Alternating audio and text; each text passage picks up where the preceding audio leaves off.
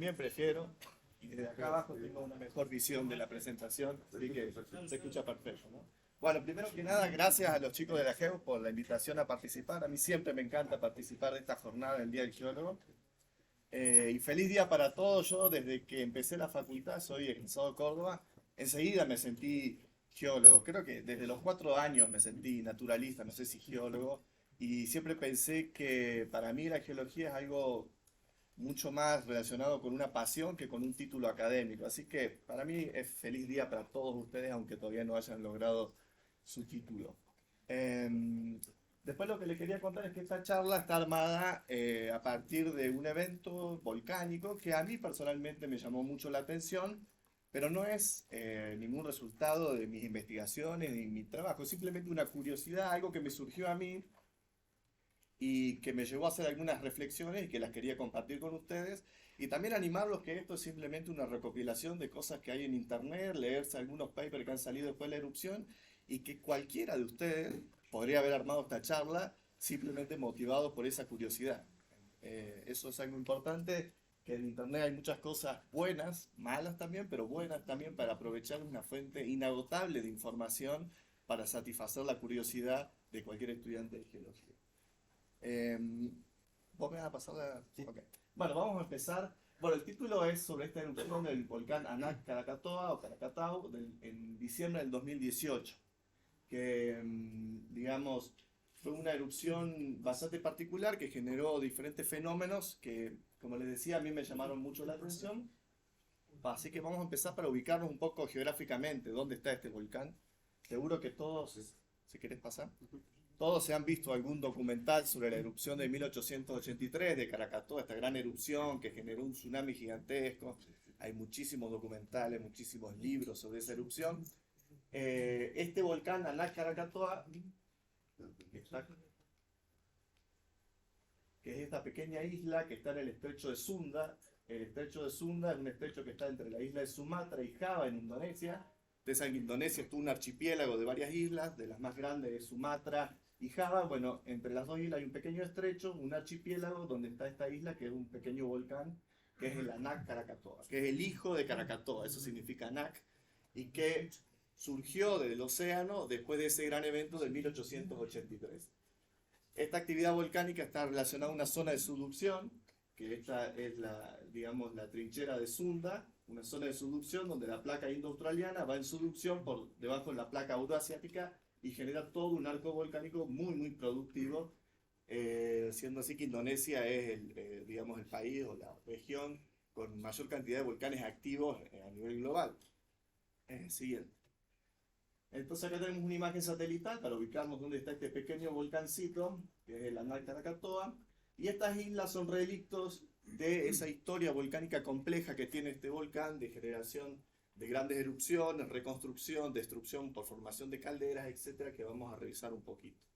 Entonces, esto es, o era, en realidad, el Anak Krakatoa hasta 2018. Hasta fines del 2018 era un volcán que tenía este aspecto, un estratovolcán muy joven, porque en realidad nació o salió del océano en la década del 20, en 1927, y para 2018 tenía esta morfología, y se caracterizaba por este tipo de actividad, erupciones vulcanianas, siguiente, y estrombolianas, muy bonitas, muy características, era un sitio turístico muy atractivo, había mucho turismo, hay hoy en día mucho turismo volcánico, la gente se acercaba a ver esta actividad, entre comillas, relativamente segura porque permitía aproximarse.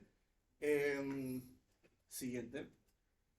Esto es lo que les estaba contando, en la década del 20, en 1927, surge del océano, inicialmente se forma un tuff ring, un anillo de toba que va creciendo, la actividad inicialmente es de tipo subsahariana, digamos, flatomagmática, y después cuando el sistema empieza a volverse más subaéreo, empezamos a desarrollar un nuevo cono, un cono de escoria, que después con las sucesivas actividades termina dando forma a este pequeño estratovolcán que era el aspecto que tenía en 2018, dominantemente caracterizado por actividad estromboliana y vulcaniana. Entonces, lo interesante es que muy rápidamente, digamos, dentro del siglo XX y el siglo XXI, creció no solamente creció en dimensión muy rápido, sino que se fue transformando, digamos, hubo una transformación muy, muy marcada. Eso a mí, cuando empecé a ver los videos viejos, me llamó la atención enseguida, ver esa metamorfosis, esa transformación de este sistema volcánico tan rápida, cómo en algunas décadas esto puede transformarse radicalmente. Y siguiente, tanto es así que este bicho estaba creciendo a 8 centímetros por semana. La tasa de acumulación y de crecimiento del edificio volcánico era 8 centímetros por semana. Estaba creciendo muy, muy rápido. Esta es una imagen donde compara una fotografía del 2016 y para cerca de la erupción, esta foto creo que es del día de la erupción. Y fíjense la diferencia en la topografía y la morfología del volcán, qué volumen de material se había agregado y acumulado en un periodo de 2 años. De hecho, esta transformación, digamos, de estos 2 años, en realidad ocurrió fundamentalmente a lo largo del 2018, porque en 2018 hubo una reactivación importante a principios de año y hubo una acumulación muy grande de material en ese periodo. O sea que era un volcán que estaba creciendo muy rápido. ¿Siguiente? Pero no era el problema solo que estaba creciendo muy rápido, sino era dónde estaba creciendo. Yo les dije que este volcán como que renació después de la gran erupción de 1883, esa de los documentales del Discovery Channel. Eso fue un colapso de caldera que formó esta depresión, esta es una caldera volcánica, esto que se ve acá en la imagen, y la actividad posterior, post-caldera del sistema magmático, empezó a generar este nuevo volcán, pero que estaba creciendo exactamente en el borde estructural topográfico de la caldera de 1883. O sea, un lugar extremadamente inestable gravitacionalmente. O sea, que teníamos algo que estaba creciendo muy rápido en el borde del abismo. O sea que, y de hecho, las informaciones satelitales a partir de INSAR de formación mostraban que realmente todo el flanco suroeste estaba en subsidencia y moviéndose. O sea que había una tormenta perfecta para que se produzca un colapso del edificio volcánico. Y como es una isla volcánica, cuando se producen colapsos de edificios en islas volcánicas, se producen tsunamis. Y esto es un peligro volcánico muy reconocido. Se sabe que ocurre con frecuencia, que es un proceso normal y recurrente en todas las islas volcánicas, islas oceánicas volcánicas.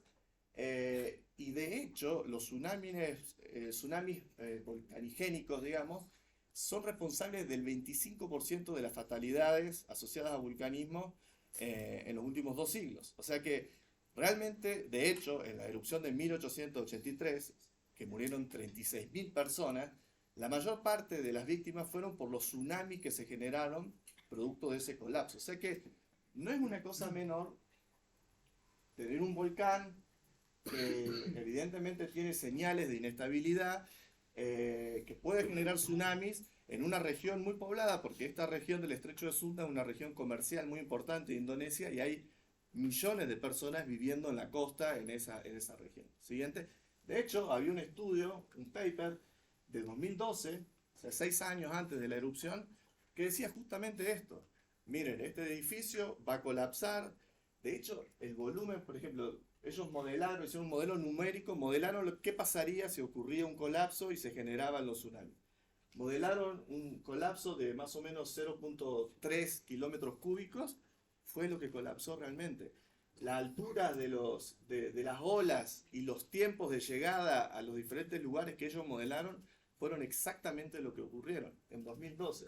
Entonces, uno hubiese dicho, si disponemos de toda esta información, si yo que estoy acá con 2 cositas de internet puedo decirles que, y ustedes se dan cuenta inmediatamente, que es terriblemente obvio que eso iba a ocurrir y que era una situación extremadamente peligrosa, debería haber habido un control extremo sobre ese volcán. Bueno, la realidad es que no.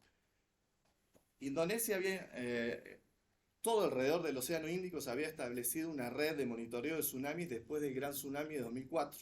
Ahí la UNESCO puso una millonada de plata para monitorear tsunamis, pero esa red de monitoreo estaba basada en el escenario de tsunamis generados por grandes sismos. Entonces, fundamentalmente reaccionaba el sistema de alarma, si ocurría un gran sismo, se disparaba el sistema de alarma. este tipo de colapso no necesariamente está asociado a un evento sísmico. Puede haber muchísimos factores que gatillan el colapso del edificio volcánico. Entonces, no había, por ejemplo, en esa región al menos, un sistema que detectara las anomalías en el oleaje dentro del estrecho de Sunda. O sea, simplemente era, si había un sismo fuerte, se activaba la alerta tsunami. Si no, no. Y el otro problema que después vamos a ir viendo era que, ok, uno podría tener, esto tenía monitoreo vulcanológico tradicional en el sentido de que había estaciones sísmicas, se controlaba la sismicidad, se controlaba el infrasonido, se controlaba, digamos, anomalías térmicas. Lo de INSAR que les mostré de la deformación, eso no es continuo, eso depende de los tiempos de adquisición de las imágenes, entonces es discontinuo en el tiempo, requiere un procesamiento, no es que uno puede tener un monitoreo, digamos, ¿cómo se dice? Constante, no sé, en tiempo real, eso quería decir, en tiempo real de la deformación. Y es lo que este paper dice, miren, no hay forma, nosotros no podemos decir si esto va a colapsar dentro de 10 días o 100 años. La única solución que hay es montar una red de monitoreo en tiempo real de la deformación. Se puede colocar sistemas basados en GPS o con mediciones láser, poniendo prismas en el volcán y, digamos, incluso desde distancia se puede medir la deformación. Bueno, eso no estaba. Siguiente. Entonces, el 22 de diciembre de 2018 había una actividad normal, característica de este volcán, siguiente, que hacia la tarde se fue intensificando, pero esto no era algo raro, era la actividad normal de este volcán. Y lamentablemente, para las 9 de la noche, siguiente, inesperadamente golpeó un tsunami de noche. Hay muchos videos, busquen en YouTube de lo que pasó esa noche. Incluso hay uno muy famoso de que hay una banda tocando y viene el tsunami y se lo lleva todo. Murieron 430 personas en este evento, que fue muy sorpresivo. Piensen que esta es una zona también muy turística, llena de barcitos en la playa y demás. Fue bastante grave, siguiente, y generó daños humanos y materiales significativos. Y fue la primera vez que con digamos, el nivel tecnológico actual se pudo, digamos, observar, pero instrumentalmente, un colapso de una isla oceánica. Había otros casos, pero nunca con el grado de tecnología actual se pudo observar instrumentalmente un evento de estas características. Así que se aprendió mucho y se ponen a buscar en la bibliografía, van a ver que en los últimos 3 años salieron infinidad de papers, todos en Nature, Science, o sea, fueron de gran impacto porque se ayudó a entender este tipo de procesos.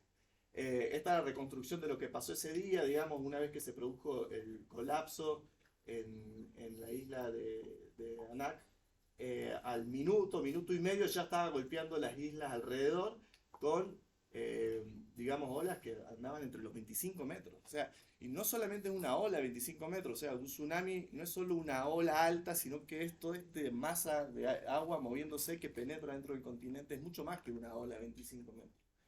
Y, digamos, a la media hora ya estaba golpeando la costa oeste de Java, y como les decía, los tiempos y las alturas que habían modelado estos autores en 2012 fueron exactamente lo que ocurrió. Eso a mí me llamó mucho la atención porque la precisión de la predicción que había realizado ese paper fue muy alta. Siguiente. Cuando amaneció al otro día, con los sobrevuelos lo que se veía era esto, toda una actividad freatomagmática, o sea, de ese volcán que estaba ahí, parecía que había desaparecido, había ya no actividad vulcaniana o stromboliana típica de un ambiente subaéreo, sino que ya había interacción con el agua de mar y toda una actividad freatomagmática, y cuando todo se tranquilizó un poco, lo que apareció fue esto, que a mí, yo cuando empecé a ver estas imágenes me impactó muchísimo, digamos, el nivel de transformación de este sistema, de claramente ser un estratovolcán a quedar reducido a un anillo de toba, a un tuff ring, no sé cómo describirlo. Ahora vamos a charlar un poquito sobre esto, ¿qué es? ¿Qué nombre le ponemos? Ahora vamos a charlar sobre eso, que fueron algunas de mis reflexiones. Esta es otra forma de visualizar esta transformación grande que sufrió este edificio volcánico en un evento de un segundo. O sea, El colapso creo que está medido,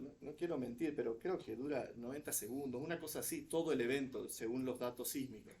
Eh, y transforma totalmente. También a mí eso me impacta que, digamos, tenemos procesos geológicos que operan de manera lenta a lo largo de mucho tiempo, pero también tenemos procesos geológicos que son instantáneos y producen transformaciones enormes en el paisaje. O sea, no es una reflexión que me viene solo de esto, cuando yo personalmente trabajo con grandes erupciones. Esas grandes erupciones generan también en horas una transformación geomorfológica de todo el entorno muy grande y cómo, por ejemplo, los sistemas sedimentarios reaccionan a esa transformación o, por ejemplo, input instantáneo de millones de toneladas de material a un sistema que estaba más o menos estable. Bueno, son todas cosas muy interesantes asociadas al vulcanismo, que es sin duda un proceso geológico extremadamente dinámico, y esto es evidencia de eso. Siguiente.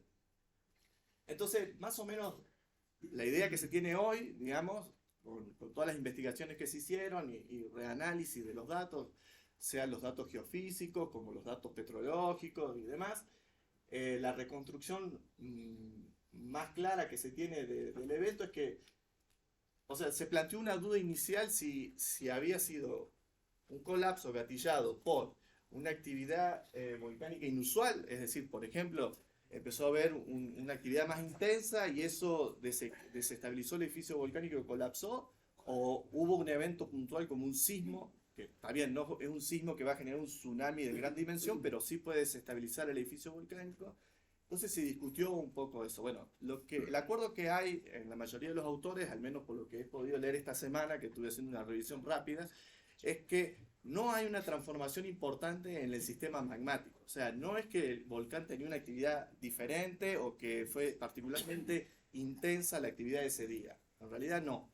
Ni hay cambios de composición. Es como que el volcán seguía con su actividad normal. Tampoco hay un evento sísmico puntual que lo haya gatillado. Al inicio se pensó que sí, porque en los registros sísmicos, en el momento del colapso, había una señal que algunos autores interpretaban como un sismo tectónico, pero otros lo terminan interpretando como que es la señal del colapso. Entonces, lo que se piensa es que simplemente se alcanzó un punto límite. O sea, lo que hablamos hace un rato. Estaba creciendo como loco a 8 centímetros por semana en el borde del abismo y terminó colapsando porque tenía que colapsar y no había otro destino. Su destino era eso. De hecho, ya había ocurrido durante el crecimiento de Anak Krakatoa, en esa foto que les mostré al principio del primer anillo de Tobas, del primer Tafring, esa forma en media luna que tenía, es una foto de la década del 50 creo, ya era un colapso, ya en los momentos iniciales de creación del volcán ya había colapsado, en menor tamaño, porque era una estructura de un relieve mucho más bajo, pero ya había colapsado, o sea que este mismo volcán ya había tenido procesos similares. Entonces, teníamos esta actividad durante la tarde y a la noche, ahí cerca de las 9, se produce el colapso y lo que ocurre es que inicialmente se produce una descompresión muy rápida del conducto, digamos, y hay digamos, como un aumento de la intensidad de la fragmentación del magma por una onda de descompresión. Para los que cursaron Petro, qué sé yo, o más o menos saben lo que es una erupción vulcaniana, digamos, estas erupciones donde sacamos de golpe el tapón y se genera una onda de descompresión en el conducto que va seguida de una onda de fragmentación, hasta cierta profundidad, dependiendo del gradiente de descompresión que tengamos. Acá ocurrió algo parecido, ese conducto de golpe se abrió y entonces tuvimos esta onda de propagación de descompresión seguida de una onda de fragmentación y generamos esta fase inicial de apertura que duró algunos minutos, que hizo una columna eruptiva llegó hasta los 12 kilómetros, fue una columna eruptiva respetable, digamos. Seguido de eso entró el agua al sistema y arrancamos con toda esta actividad freatomagmática que es la que se veía al otro día, pero eso en realidad comenzó minutos después del colapso. Esta fase, digamos, de descompresión rápida fue muy limitada en el tiempo, ahí próxima al momento del colapso. Entonces, como esto se había observado, esto era lo que se discutía inicialmente, si, como había una columna eruptiva grande, como se notaba que había un evento explosivo importante, se discutía si había un input nuevo o algo diferente en el volcán que generó digamos, esta erupción más violenta, si se quiere, y por eso colapsó el edificio. Bueno, la conclusión es que fue al revés, digamos, que fue el colapso el que gatilló una actividad anómala en el sistema volcánico, porque las composiciones son exactamente las mismas, hay algunas variaciones texturales, pero que tienen que ver con esto, que tienen que ver con la forma en la que se fragmentó, digamos, pasamos de una fragmentación normal de la actividad stromboliana a esta más asociada a una rápida descompresión. Pero era el mismo magma, era el mismo sistema, no cambió nada, simplemente dijo basta y colapsó. Otra característica es que colapsó como un gran bloque, o sea, colapsó como un gran bloque rotacional, se rompió en algunos bloques, pero no tuvo un transporte importante subacueo, digamos, los de material está hasta 1 kilómetro y medio, que es muy diferente a otros colapsos que se conocían, donde el material se disgregaba y se movilizaba como un flujo subacueo decenas de kilómetros. Este no, estos son los bloques, y al parecer ese mecanismo de rápida rotación en bloque es perfecto para generar tsunamis, es mucho más eficiente, y fue un evento muy, muy puntual, digamos, en vez de ir como desgranándose y no, fue un bloque que se vino abajo y es el mecanismo más eficiente para generar tsunamis de gran magnitud. Eso es un poco, digamos, la visión que se tiene hoy, digamos, fíjense, son todos trabajos de este año, del año pasado, de qué fue el evento. Siguiente. Después del 22 hasta mediados de 2020, lo que siguió pasando era esto, actividad freatomagmática con algo de stromboliana, y se iba formando un pequeño nuevo, a ver, creo que hay otra diapo. Sí, estaba formando un pequeño nuevo cono. Esto que se ve de fondo es la escarpa, digamos, del colapso, tapada por toda la tefra asociada a la actividad freatomagmática, y ya empezaba a formarse el nuevo cono. Esta es más o menos la situación actual, porque a partir de mediados de 2020 cesó un poco la actividad. Entonces, este nivel de transformación desde 1927 que salió, creció rapidísimo, después colapsó, parece haber regresado en el tiempo, porque si ven las fotos de cómo quedó, parece las fotos de la década del 50, la década del 40. Es muy dinámico, muy, muy, muy impresionante la forma que se transforma, pero en realidad no es nada cuando uno lo analiza en el contexto de todo el sistema volcánico, porque esto es parte de este sistema volcánico de Krakatoa, que es mucho más grande y con transformaciones mucho más radicales que las que se vieron en el siglo XX y el siglo XXI. Lo que más o menos se sabe es que había un complejo de estratovolcanes o un gran estratovolcán que en el año 400 o el 500, ¿no? Esto no está bien claro, pero sí todos coinciden que hubo una gran erupción con un colapso caldérico que hizo desaparecer lo que era una gran isla formada por un gran o un grupo de estratovolcanes, a partir de la cual renació la actividad, probablemente exactamente igual que como el Anak Krakatoa, pero creció hasta volver a formar todo un gran, digamos, básicamente 3 estratovolcanes grandes, digamos, que coalescieron para formar la gran isla de Krakatoa, digamos, que estaba formada por estos 3 grandes volcanes, y que es lo que en realidad desaparece en la erupción de 1883. Todo este grupo de estratovolcanes que había nacido en la caldera anterior desaparece, se forma una nueva caldera, y ahí nace el Anak Krakatoa, que en definitiva es el nacimiento de lo que probablemente va a ser otro complejo de estratovolcanes que después va a volver a colapsar. Entonces, realmente la dinámica de este sistema magmático es asombroso y es muy interesante. Y siguiente, a mí personalmente me hizo pensar algunas cosas que no son cosas importantes, simplemente curiosidades que a mí me surgieron en ese momento, pero las quería compartir con ustedes, sobre todo porque imaginaba que iba a haber muchos estudiantes. La primera cosa que me vino a la cabeza fue respecto a la clasificación, digamos, qué nombre le ponemos, qué es, digamos, porque si yo veo la Anak Krakatoa, es un estratovolcán, sí, pero al otro día era un tuff ring, o sea, pero en realidad es una caldera, y eso está... el problema de las clasificaciones y de... Naturalmente siempre necesitamos clasificaciones y ordenar el conocimiento para poder comunicarnos entre colegas y poder tener terminología que nos permitan entendernos unos con otros, pero también sistemas tan complejos y dinámicos como los volcánicos requieren cierta flexibilidad mental. Requiere entender que estamos ante la naturaleza y tener ese ejercicio, esa plasticidad mental es lo que nos permite entender realmente procesos tan complejos como el vulcanismo. Esa fue la primera cosa que se me vino a la cabeza. Después, yo decía, bueno, mire, cosa que cambia, parece que tiene muchas personalidades, ¿no? Pasa de súper violento que genera una erupción gigante como 1883 a una actividad tranqui, estromboliana, donde los turistas van, sacan fotos, pero cambia de humor rápido. Al otro día hace un colapso que mata a 400 personas. ¿De dónde viene este cambio de personalidad, esta inestabilidad emocional que tiene este volcán? Y lo otro que me pregunté es, ¿esto cómo impacta en lo que es la gestión del riesgo? Y un poco tuve la suerte ahora en el verano, hice una pasantía en Costa Rica trabajando en la Comisión Nacional de Emergencias,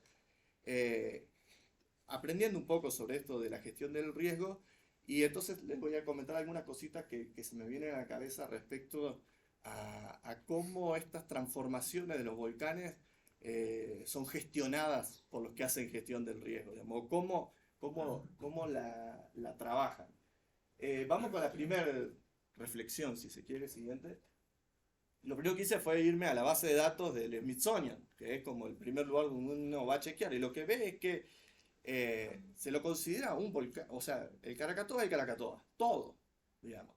Y se lo define como un complejo volcánico, es decir, un complejo volcánico es una cosa que es un montón de cosas al mismo tiempo, que porque el sistema varía en el tiempo, de posiciones, se amalgama una cosa con otra, es una bolsa de gato muy compleja, y por eso está en términos de complejo volcánico, volcán compuesto, pero es un buen punto de partida para conceptualizar mejor los diferentes eventos que van ocurriendo en ese sistema volcánico, entender que es un solo sistema.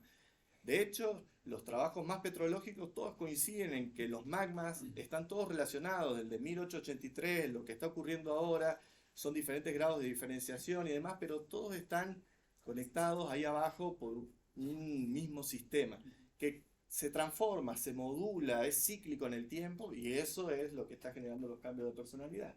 Entonces, claro, siguiente. Krakatoa, ¿qué? Y sí, actividad efusiva, fratromagmática, estromboliana, vulcaniana, pliniana, grandes erupciones, formaciones de caldera, todo eso es Krakatoa. Todo eso lo genera en diferentes momentos y todo eso es capaz de hacerlo. Con diferentes tasas de recurrencia, con diferentes impactos en la sociedad, pero todo eso es Krakatoa. Y lo mismo si lo queremos ver desde el punto de vista no de estilos eruptivos, sino de tipos de edificios volcánicos. Y sí, es un cono de escoria, sí. Cuando empezó la primera actividad era un cono de escoria. Después se transformó en un estratovolcán. Cuando colapsó, después parecía un tuff ring o un tuff cone. Pero también es una gran caldera y por momentos construyó complejos de estratovolcanes amalgamados. Es todo. Krakatoa es todo eso dentro de un mismo complejo volcánico. Y varía en el tiempo y se transforma permanentemente, sin duda alimentado por una productividad de magma bestial, porque todos estos ciclos ocurren muy rápido, muy dinámicos. Siguiente. Y el corazón, lo que decíamos recién, si lo mandamos a terapia a este volcán inestable emocionalmente y escarba por qué cambia de personalidad, claro, cambia de personalidad por lo que está adentro, digamos, que es el sistema magmático. Este concepto actual, digamos, de un sistema transcrustal, digamos, desde una fuente profunda que va generando diferentes niveles de acumulación, diferenciación, y todos estos procesos que ocurren a escala transcrustal son los que modulan esta, digamos, personalidad cambiante del volcán.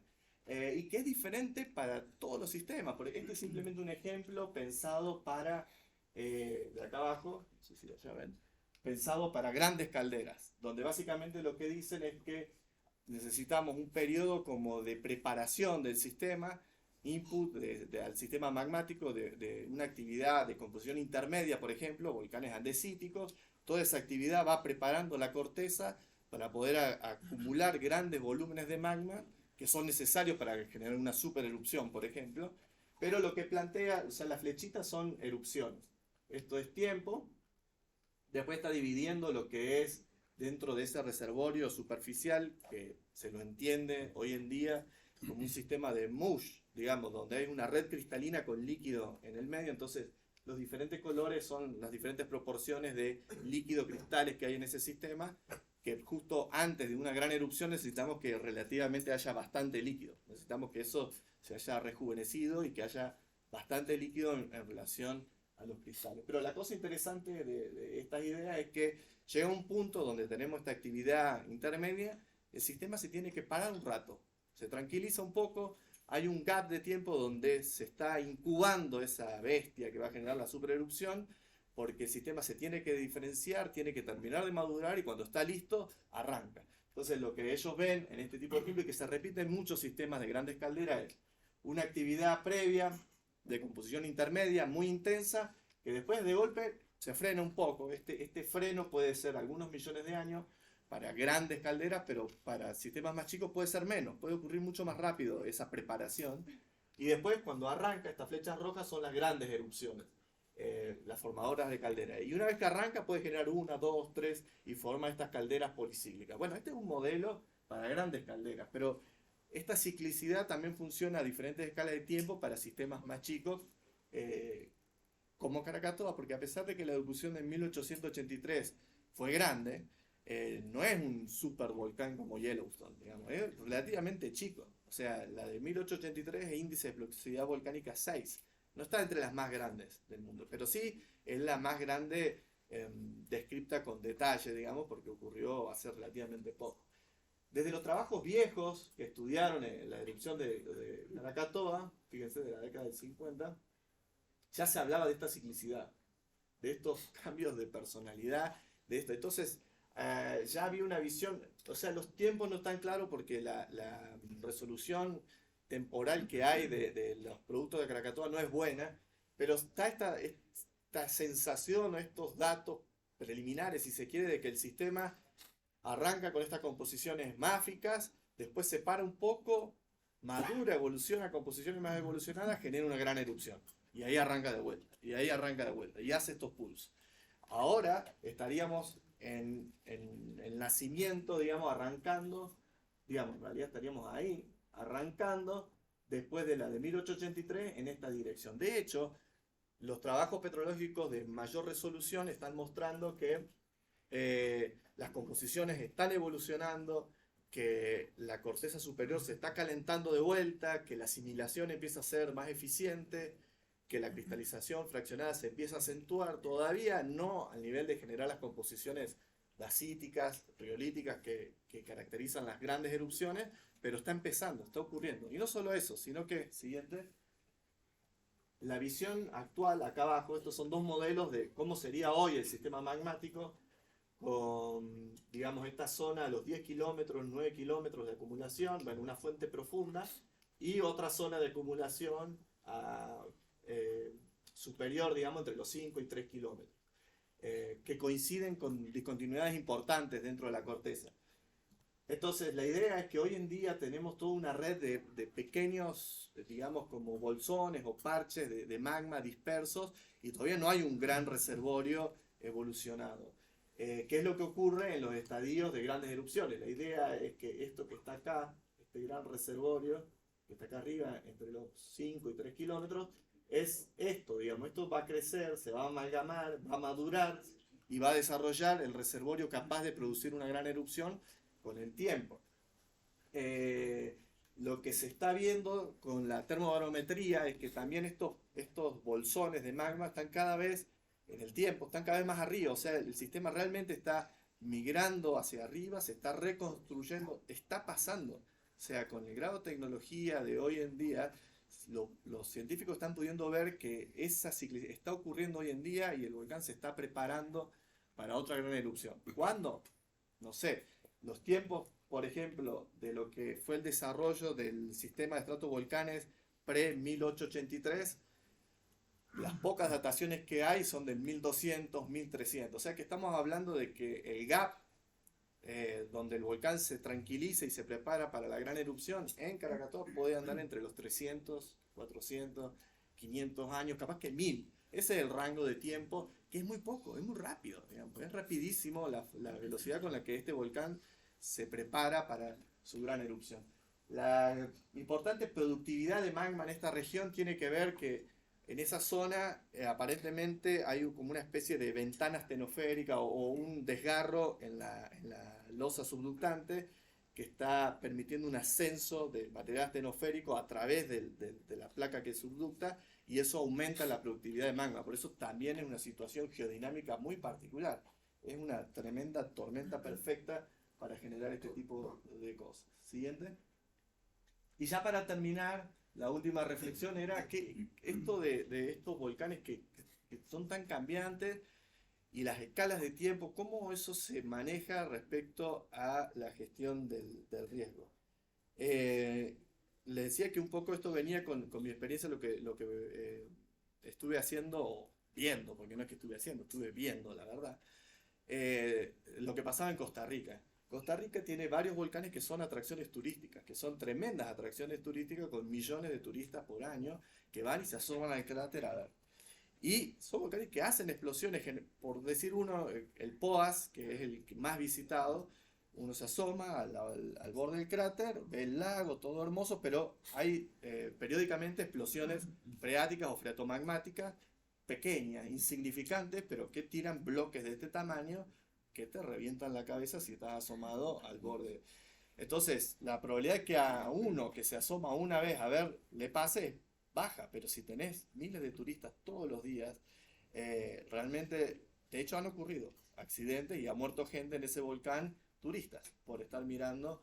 Entonces, yo participé de algunas reuniones donde se juntaba gente de la Comisión de Emergencias, Parques Nacionales, los directores del parque, y lo que yo escuchaba hablar era permanentemente este escenario, de que si hay esta explosión y vuela la bomba, si le ponemos casco a los turistas, si entran de a 10, si están 5 minutos al borde, y todo el escenario era ese, todo el escenario era ese. Cuando salí de la reunión, charlando con la persona que había recibido, que era el profesor Guillermo Alvarado, le pregunté, porque habíamos estado la mañana temprano viendo unos depósitos de hace 1000 años, 500 años de erupciones enormes de Poás. Y de hecho, en lugares densamente poblados. Y le pregunté, ¿cómo manejan estos escenarios que para mí 500 años era nada? ¿Cómo manejan esos escenarios en la gestión del riesgo? No existen. O sea, no existe el escenario que se maneja, el escenario con el que se trabaja, el escenario con el que se discute con los diferentes, digamos, protagonistas del manejo de los parques, es el escenario del día a día. Si hay una erupción grande, sálvese quien pueda. Y me lo dijo, bueno, Doc, usted sabe, Guillermo, que es el vulcanólogo de la Comisión Nacional de Emergencia, y es real. Pero más extremo es el caso del volcán Arenal, un volcán que está un poco más al norte de la capital, que en 1960 tuvo una erupción muy violenta, una erupción lateral, que mató un montón de gente, y en 1960, o sea, hace poco. Y ya construyeron todo sobre los depósitos. Hay un pequeño sector del parque que está como, pero hay tanta presión inmobiliaria y de desarrollo turístico de esa región que el escenario que manejan es no dejar que la gente suba al cráter. Y de hecho, suben permanentemente ilegales, como probablemente sea este guía, que sea un guía ilegal, que llevan turistas, y muchas veces la posición es decir, bueno, mejor que la gente sube ilegalmente, porque si nosotros nos hacemos cargo de que suban y pasa algo, es nuestra responsabilidad. Si suben ilegales, bueno, subieron ilegales. En el caso puntual de Krakatoa, sin duda había monitoreo, sí se cerraba el parque cuando había cierta actividad, sí, pero en ese escenario, el escenario de la estromboliana, de la vulcaniana un poco más fuerte, lo que se podía ver con la sismicidad. Hasta ahí, porque si ven en YouTube, busquen video en YouTube, hay un montón de videos de gente rajando del volcán porque le caían las bombas, o sea que hasta ahí. Muchos probablemente sean ingresos ilegales, pero se promocionan libremente por internet las excursiones al cráter del volcán, o sea que tampoco hay mucho control.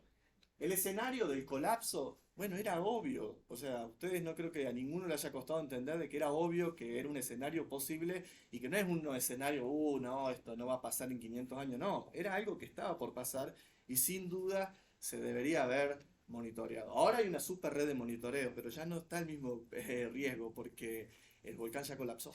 O sea que ahora va a pasar algunos años hasta que se vuelva a reconstruir y colapse. Lo mismo que en un montón de situaciones, digamos, el gran sismo de 2004 que generó el tsunami llevó a que montaran toda una red de monitoreo para tsunami. Bueno, acá es lo mismo, colapsó, formó un tsunami, bueno, ahora sí vamos a ir a monitorear el tsunami. Ni hablar siguiente, este escenario. Bueno, eso por supuesto que no existe y hay razones para que no exista. Yo les dije que los datos petrológicos nos permiten saber qué está pasando en el sistema, cómo está evolucionando y realmente hoy no tiene sentido preocuparse por este escenario. Pero ese no es el punto importante. El punto importante es entender los procesos porque hay un montón de volcanes alrededor del mundo que están en esa fase silenciosa, dormida, esperando para hacer su gran erupción.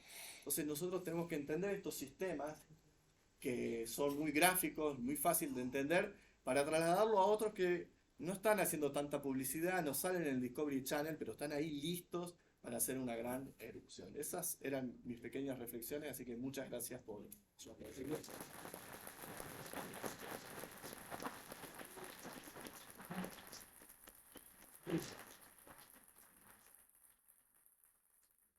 Espacio para preguntas, si alguien tiene alguna pregunta para Walter.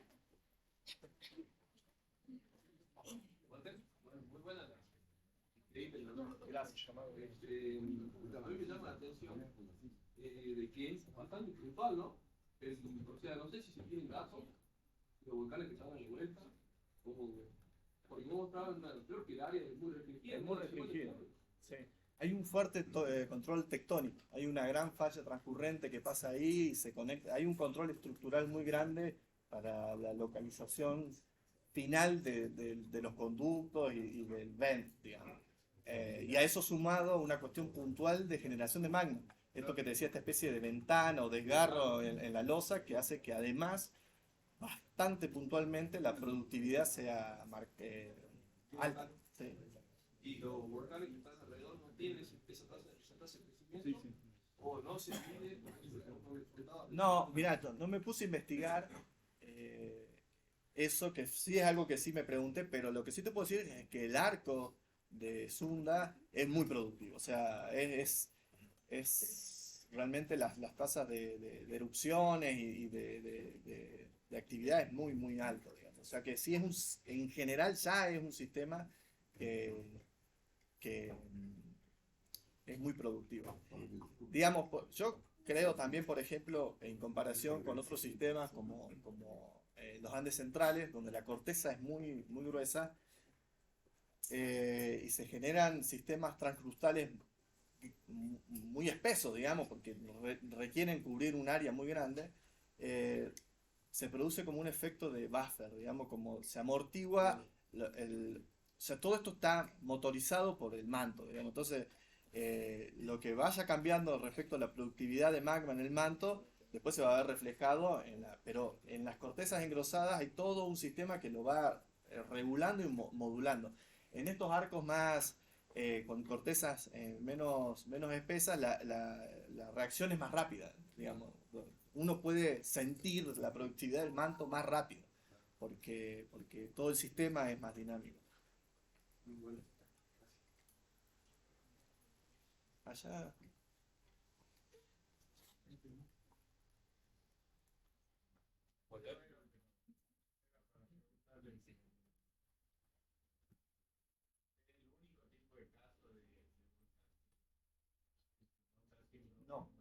No, no.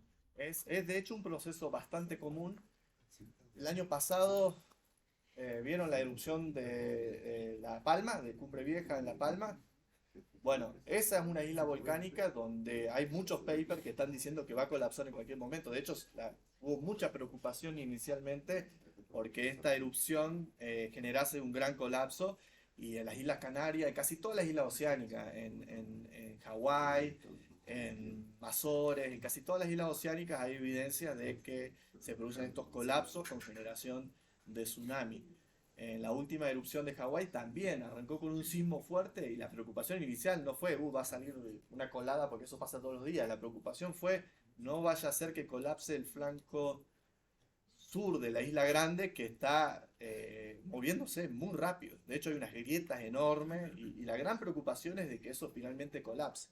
Ahora, los mecanismos de colapso sí son diferentes y algunos son más o más eficientes para producir tsunamis que otros. Entonces, este caso particular del movimiento rápido en bloque aparentemente es muy eficiente para producir tsunamis. No investigué bien por qué, pero, pero parece que es así.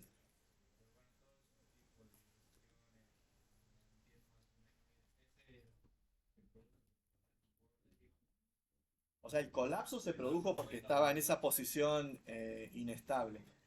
Pero no es la única forma por la que un edificio colapsa. Además, también colapsan los volcanes, no solo las islas oceánicas, sino los volcanes en ambientes continentales también colapsan. Y no siempre es porque estén inclinados en un borde. Hay problemas con la, por ejemplo, alteración hidrotermal que puede debilitar el edificio. Imagínate que es una carga litostática enorme depositada en una pendiente elevada. Entonces, si se debilita el corazón del edificio, eso puede colapsar gravitacionalmente, a veces gatillado por un sismo. O sea que el mundo de los colapsos es un mundo, bueno, EMI se está especializando un poco en eso, en el colapso de los edificios volcánicos. Pero es un proceso bastante general. Lo que sí fue, no diferente, pero importante de esta erupción es que se lo pudo observar con una gama muy amplia de instrumentos, desde geofísicos a teledetección y demás, para caracterizar muy bien el proceso. Porque como es tan dinámico, enseguida va a crecer, va a taparse y se pierde el registro geológico. Esa es otra cosa importante. Muchos de los eventos más peligrosos, si se quieren, pueden quedar perdidos en los registros geológicos, porque rápidamente, en un ambiente tan dinámico y con tanta transformación, no quedan registrados o es muy difícil identificarlos. Eso es otro punto importante. Walter, voy a anotar, si quieren, lo que les interesó, voy a mostrar un poco del colapso en Socom.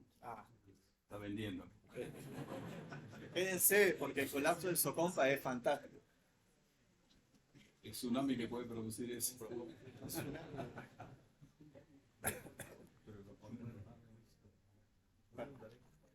No, dale, dale.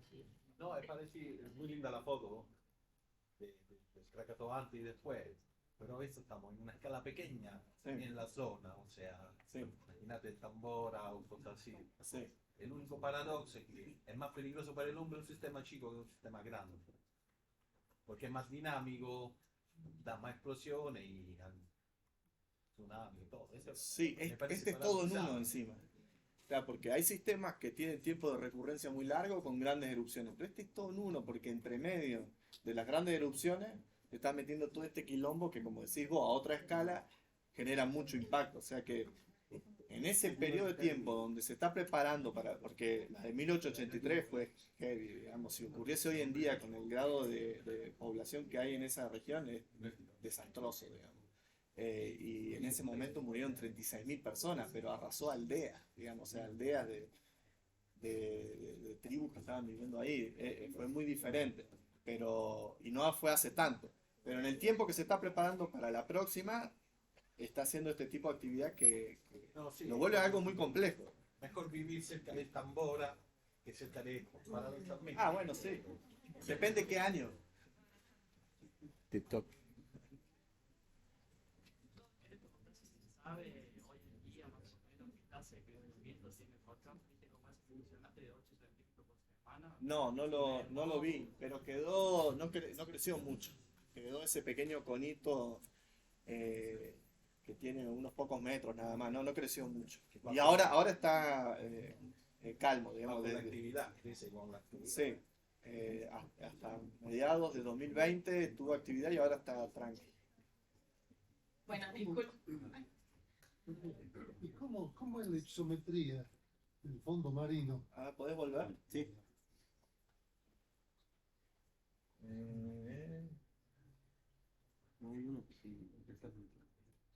Había una más 3D. Es,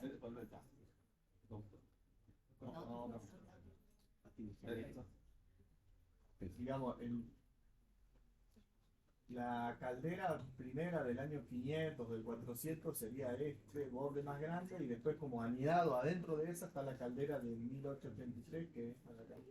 Y en el borde de esa caldera, digamos, o sea, este sería el borde de la grande y esta es la pequeña, que es relativamente pequeña que se formó adentro en 1883 y en el borde de esa se está emplazando 300 metros de fondo marino. a 300 metros, sí. Che è un immenso bolitolito. Sí. Tutto, Sí, y de hecho el depósito, a ver, más adelante, la que al final había una que se ven los bloques de... Luego del colapso, se ve toda esta topografía, son los bloques del colapso, porque se ven en la batimetría. De hecho, este trabajo lo que hace es comparar batimetrías pre y post erupción para calcular el volumen que colapsó. grazie. Bueno, disculpen que cortemos con las preguntas, tenemos que continuar con el ciclo de charla. Queremos darle las gracias a Walter por participar.